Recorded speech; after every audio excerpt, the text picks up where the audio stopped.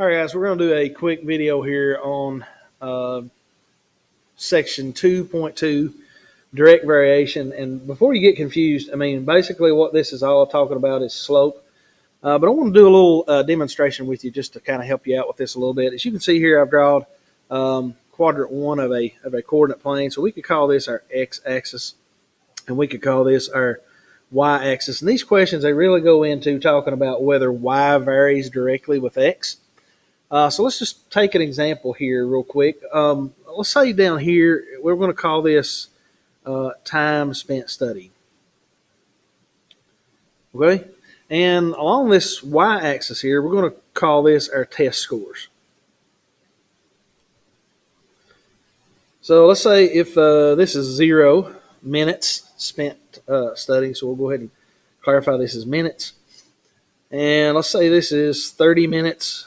This is 60 minutes, which is an hour. This is an hour and a half.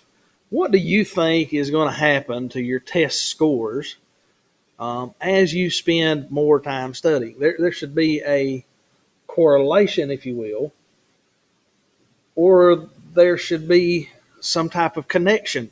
And so obviously we know what would happen. If we spend more time studying, we can pretty much guarantee that we're going to increase our test score. So let's see.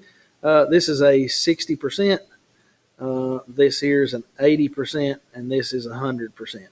We're going to get closer and closer to that 100% the more time we spend studying. So there is a direct relationship, a direct correlation between time spent studying and what your test scores are going to be.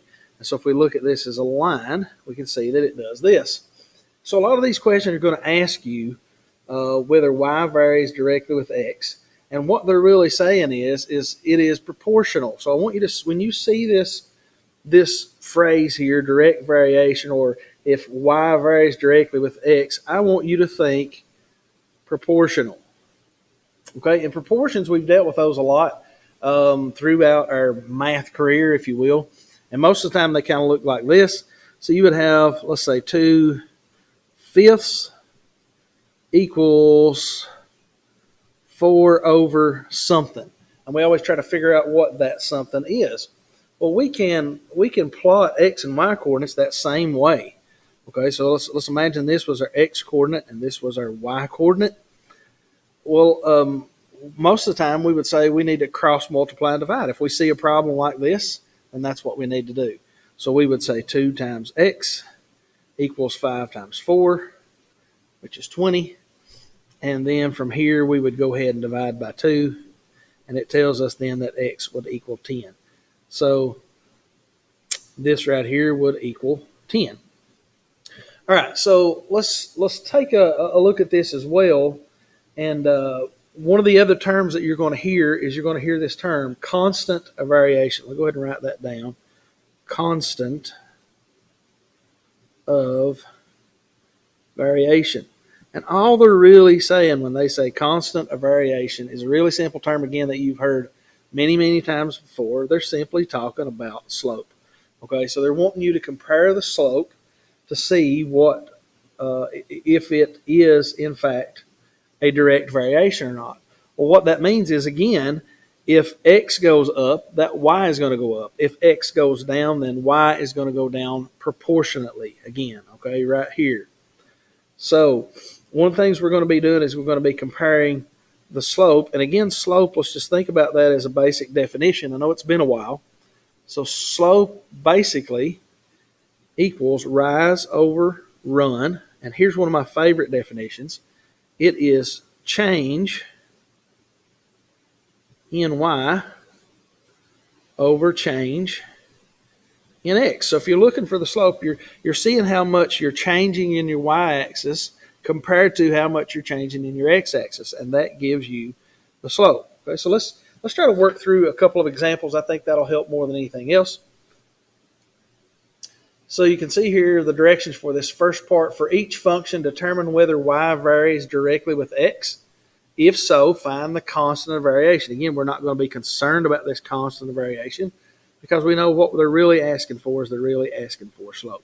And again, they're asking us for each function, determine whether y varies directly with x. So what they want to know is it proportional?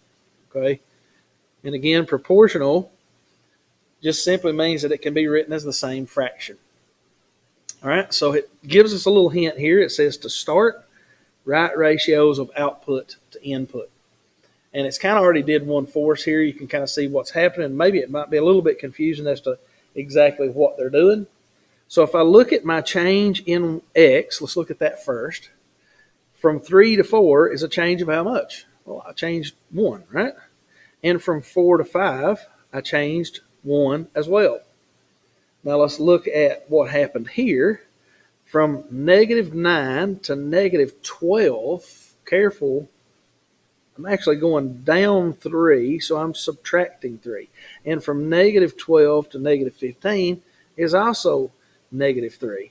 So if I look at what's really happening here, and I'm writing these as a fraction. See how they wrote these as a fraction? -9 over 3, change in y over change in x. If I look at these, I'm really going down by -1/3 every single time. Okay? Change in y over change in x. Uh-oh, I made a mistake. I didn't put change in y over change in x. I put change in x over change in y. Oops. Should be -3 over 1. Or my change is -3. I'm going down by -3 every single time. So our constant of variation is, in fact, -3. -3 is what we're going down every single time. That is our slope. Now let's take a look at number 2. So for number 2, we're going to do the same thing. If I go from 2 to 5, how far am I really going? I'm going 3. If I go from 5 to 10, I'm actually going 5. So let's look on the other side just to make sure. If I go from 6 to 10, I'm actually changing 4. If I go from 10 to 30, I'm actually changing by 20.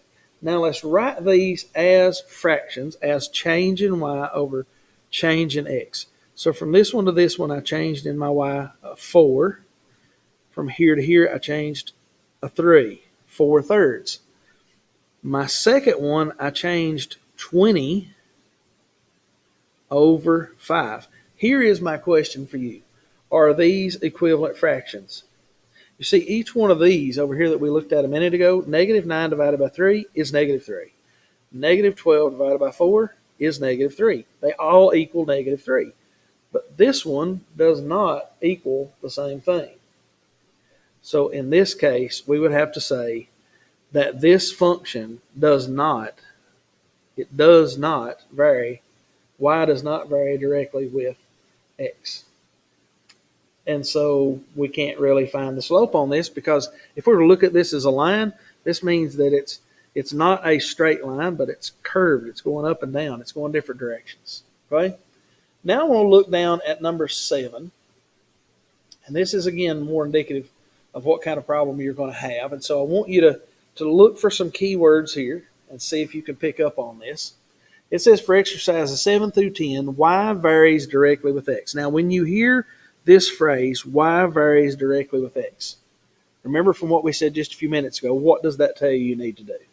If y varies directly with x, then that means it is going to be proportional. I want you to remember that word. Say it to yourself over and over and over until you get it. If y varies directly with x, that means it is proportional. So I can set this up as a proportion. So let's read it.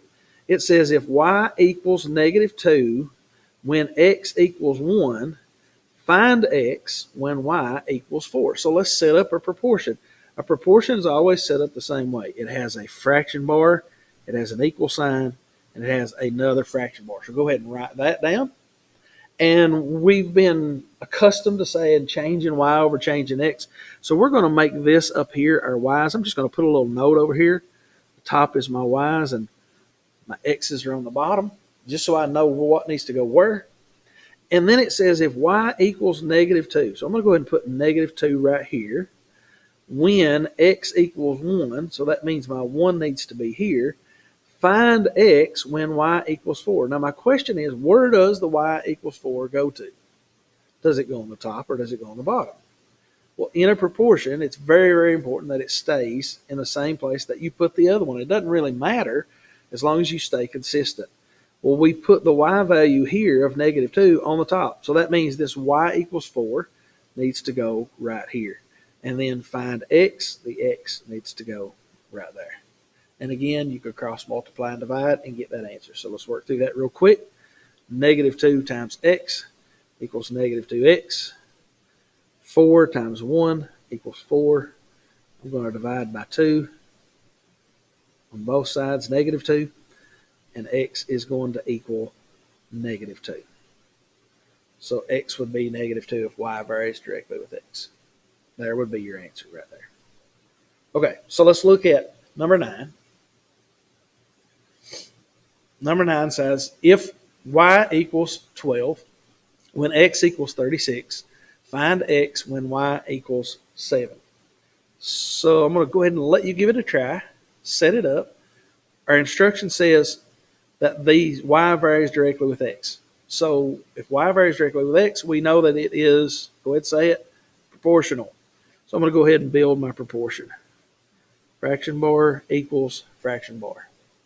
And again, you can choose whichever way you want to do this. Again, stay consistent with the definition of slope, which is change in y over change in x. Then we want to put our 12 here. We'll keep our y's on top. We'll put our x's on bottom, so we'll put 36 right there. If y equals 12 when x equals 36, find x when y equals 7, which means our 7 needs to go right here and x needs to go right there. And we can do our proportion. Now remember, a proportion is an equivalent fraction. So I'm going to show you a trick right now. You ready? Here we go. How many times will 12 go into 36? 12 will go into 36 3 times. So if I take 7 times 3, it should give me my answer. My answer should be 21. I'm going to write that right over here. And we're going to see if it really worked out. So now we're going to cross multiply and divide. Well, 12 times x equals 36 times 7. Can you do 36 times 7 in your head real quick? I can't either. So I've got to stop and I've got to grab a calculator and I've got to understand that 36 times 7 equals 252. So now I have 12x equals 252. Now I have to divide that by 12. And let's see what happens. Magic, drum roll, here we go. 21. We come up with the same answer that we did it doing the other way. And this is really good to do when you have numbers that are common that will go into one another. When you don't, it's not going to work out as well. But again, just another way that we can work out those type problems. These are the type of problems you're going to have. One of the other keys that you're going to have to be able to figure out is you're going to have to be able to figure out what depends on what. So in other words, our example that we used earlier, I'll go back to that real quick. The test scores, my y, is my dependent variable. Because my test scores depend on what I do studying. If I don't study very much, guess what? My test scores are not going to be very good. If I do study, then my test scores are going to go up. So they are dependent upon the x coordinate. So the x coordinate is the independent variable. Okay? So again, y depends on x. That's going to help you a whole lot when you get into some of these problems that we're going to be looking at. And hopefully this has been a helpful video today. Thanks.